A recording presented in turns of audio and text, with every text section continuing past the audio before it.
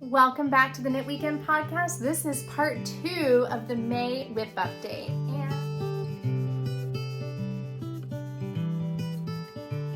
And if you are looking for the knitting projects, the finished objects, and the WIPs, and just general shout outs and recommendations, go back to the last episode. You'll find all that there. But I do hope that even if you are not a hand spinner, that you will hang with me for this episode, because I think there's a lot to be taken away and just a greater understanding of fiber, that when you add that to your knitting, even if you're not spinning, you're going to learn a lot, and be able to really explore more confidently. And that's kind of what this episode is all about, is exploration. I am going to share with you some of my kind of little samples of my hand spinning. And one thing I want to do definitely here is invite you to share tips, tricks, feedback, thoughts, that sort of thing. I am an open book. I'm completely malleable at this point. I have no opinions of my own, really, that are strongly formed, and am glad to absorb whatever knowledge you have for me. I am spinning on an e-spinner. I have my Ashford e-spinner, and that's because I just thought this was going to be a good entry place. I will eventually, hopefully, transition to a treadle wheel, but for now, this is allowing me to really understand the ins and outs of working with fiber, of discovering new drafting techniques before I layer in then the kind of footwork that needs to coordinate with that. So this week I've actually have a fair amount of variety. And the other thing that I'm going to share with you more toward the end of the episode is 5 patterns that I think I'm going to look at for my hand. Not that I think I'm going to look at. I have 5 patterns that I am going to look at for my hand spun yarn, and I'm excited to share those patterns with you. If you are a beginner hand spinner, or you're a spinner who just hasn't really used their hand spun as often as they would like, maybe these patterns will provide some inspiration and ideas and spark some knitting with your hand spun. Okay, so let me grab my samples. Okay, so first I will start with my sample of my first Fractal Spin.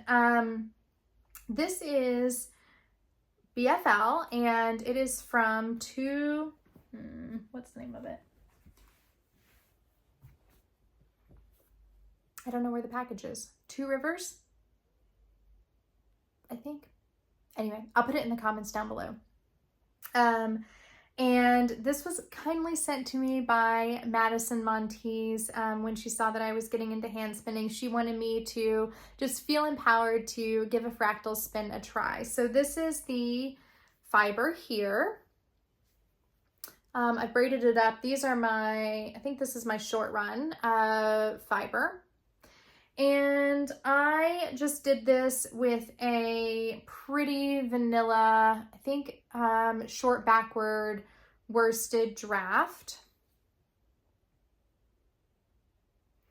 I definitely am finding that I have difficulty spinning across the top, across the fiber supply. And I've been watching some videos since then, and I think it may be that I need to do a bit more prep on my fiber that will open that up a little bit and make that a little easier for myself, or possibly turning down the tension on my e-spinner so that it's not pulling out of my hand so quickly. So I think the next time that I spin this up, I may actually steam the fiber first, because it's fairly compressed, and then maybe attenuate it a little bit to see if that helps me to feel like I have more control. If you have any tips for that, by all means, please let me know. That was some feedback that I had gotten when I spoke about the merino top, was that steaming it really helps to allow for easier drafting. So I thought I might try that here as well, but not a bad place to start. And we'll just keep on learning.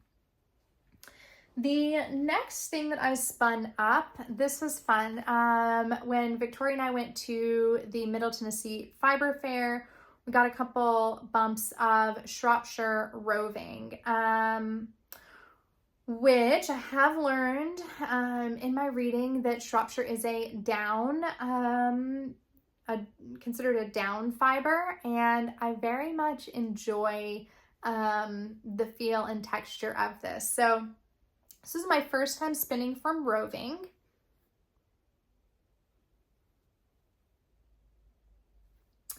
And as I understand it, and feel free to correct me down below if I am wrong, difference between roving and top. So still learning all of my lingo. Difference between roving and top. Roving is carded and attenuated, whereas top is carded, combed, and then attenuated. Is that right? So roving tends to have much more air in the fiber, and the fibers aren't so neatly aligned. For that reason, I did decide to go with a semi-woolen draft on this, meaning that it's not long draw, but I used a backward draft, allowing the twist to come into the fiber. And this is not perfect. First of all, the roving had quite a few neps in it that I had to deal with, and there was quite a bit of VM. And having talked with Victoria about this, because she's much more experienced in this and does wool processing herself, we think that probably the processing on the fiber just wasn't, necessarily the best quality, but I still think it made a fun yarn. And I am learning that I really enjoy kind of that more airy feel to the yarn. The next thing that I have been spinning up is this also BFL, but it is a natural BFL humbug comb top. This is from BZB fibers that I just found on Etsy. And I have just been using this to experiment with different drafting techniques. So my first bit that I spun up was just, again, very vanilla, short forward, worsted draft, nothing special here. I do think that I am being much more consistent now with this draft, which is very exciting to see. Yeah, it definitely is showing much improvement in this. But then, because I can't be consistent, right? Like I can't just rest on my laurels. Because in this I had learned that I really enjoy the kind of the texture and feel of more of a woolen spun yarn, I decided I was going to draft this over the fold with a and let the twist into the fiber. And so that's what I have done here.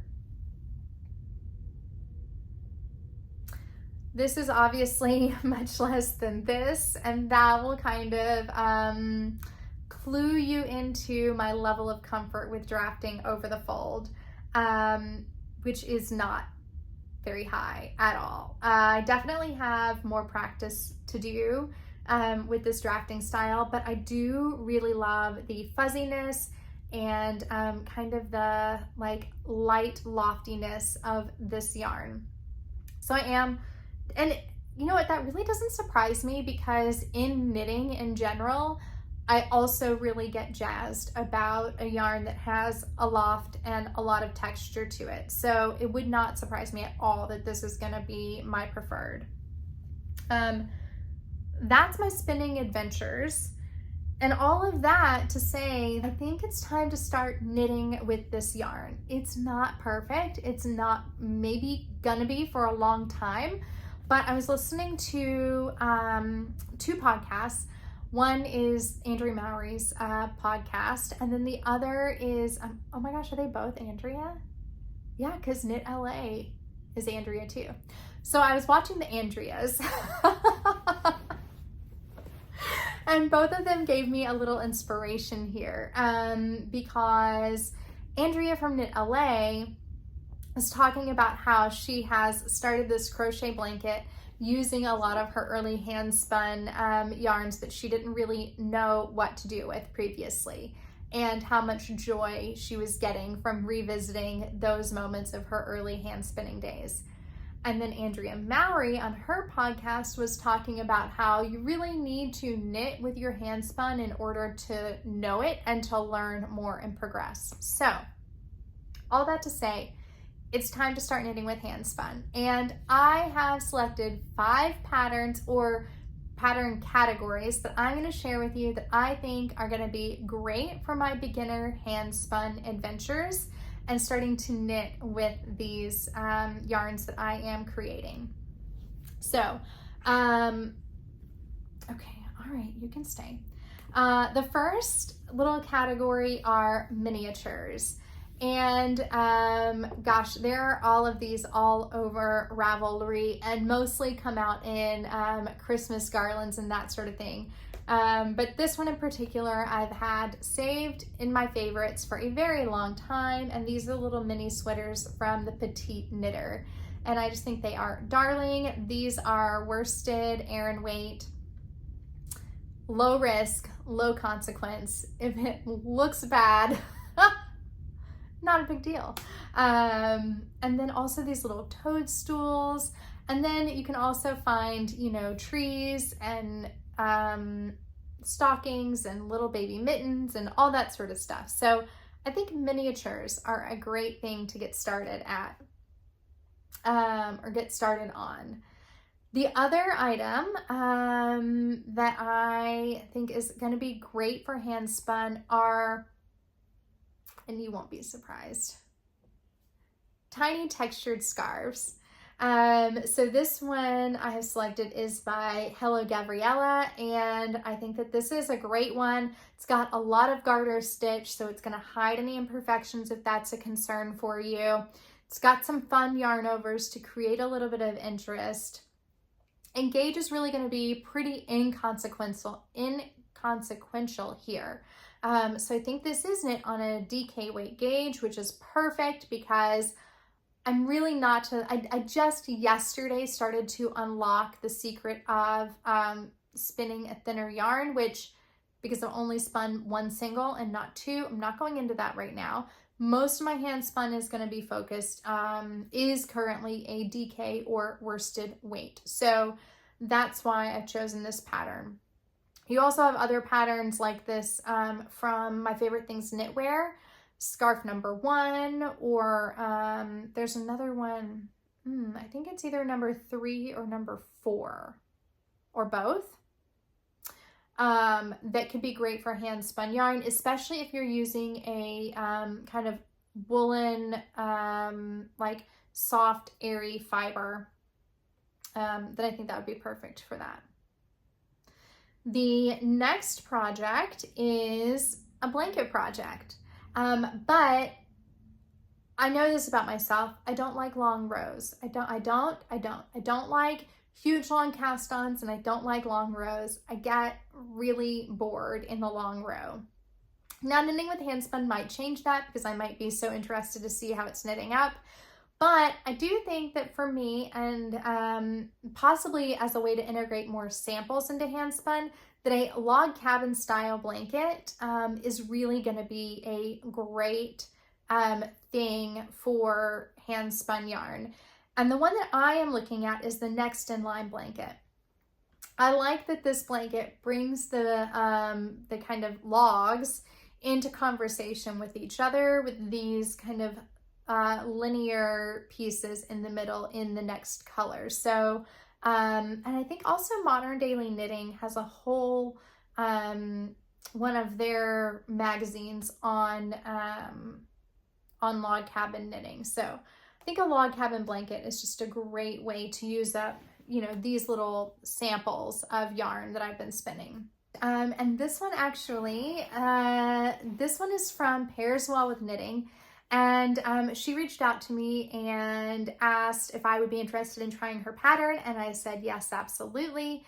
This is her favorite fingerless mittens, and this is knitted in both worsted and bulky weight. So the pattern has both, you can choose, And so for that reason, I think this is superb for those yarns that are kind of in between. So you can kind of gauge which stitch count is going to be more appropriate. And she has this sampled in all different kinds of yarns, from unspun to fluffy yarns.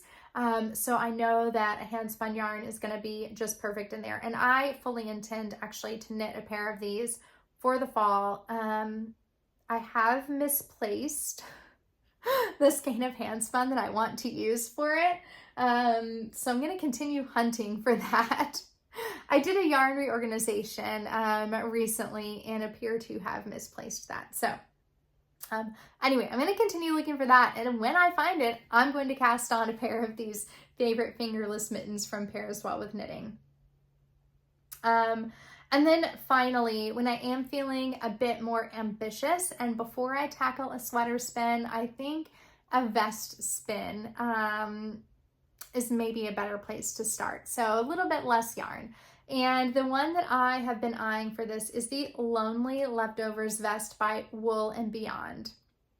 This is a garter stitch vest. It is designed specifically to use different bits of leftover yarn. And I think that it will work up very nicely. I believe this is actually an Aran or bulky weight. So that means that you could either use 2 strands of hand spun together or spin something up that's going to be a little bulkier. So maybe when I do this, I'm going to attempt to do it with 3 plies. I think that's my plan. And then it has the cute little contrast I-cord edging, which I think we all have scraps laying around that can accomplish that. I am going to present one bonus pattern now. I know I said there were only 5, but you're getting a 6th because it's just fun. And that is the Emotional Support Chicken. This is inspired by 2 people that I've already mentioned in this podcast. So this is my shout out to Andrea again and Madison, who have both knit the Emotional Support Chicken, and I believe Madison knit it out of her hand spun yarn. So anyway, I hope you have enjoyed this little pattern roundup / beginner hand spinning adventure kind of chat.